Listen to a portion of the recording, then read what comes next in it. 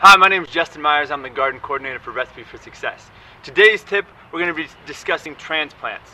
Now transplants, there's multiple advantages to transplants, but the main goal is to lengthen your season and kind of like to maximize the ideal growing conditions of a certain vegetable. Now in many climates, the growing window for certain plants is too small to grow from seed. And so by growing from transplants, it allows you to kind of get a jump start on the season and then really maximize those conditions that are going to produce the most vegetables for you. When we plant our transplants, typically we only want to go as deep as about the container. We don't want to have it raised up and we don't want to plant it too low. You can kind of loosen the package it comes in. Place your hand down, you're going to tip it over.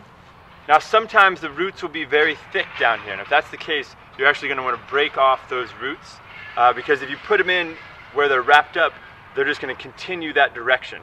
And as the plant gets bigger, it's slowly just they're going to grow in circles and it'll eventually either kill the plant or really just stunt its growth. But you want the roots to go out and down, so by just gently kind of breaking up the soil around the roots, that's going to promote that.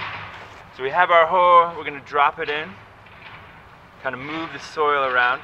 Now you want to be gentle with the roots as you go in, and you also want to make sure it's firm though. Just if you just put it in too loose, a wind could come along and brush it or push it right over. We're going to kind of pack that down, and really as soon as you put it in the ground, you want to add a little water. Some people call this watering it in, and that's going to minimize the stress to the roots and to the plant overall.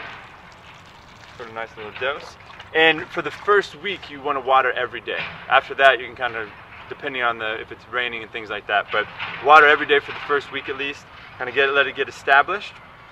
Okay, so we just watered in our Brussels sprouts. Now at this point, you can leave it, come back the next day and water. Some people like to protect their transplants for the first few days, particularly from wind. They might be blown over, so they might put a little like cover around it, or even like a shade cloth to protect it from the sun, particularly if it's really hot.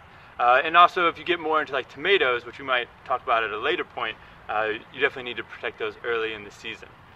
Overall though, that's our basic transplant method. Thanks for watching this morning. If you have any questions, please feel free to email me, and enjoy your gardening.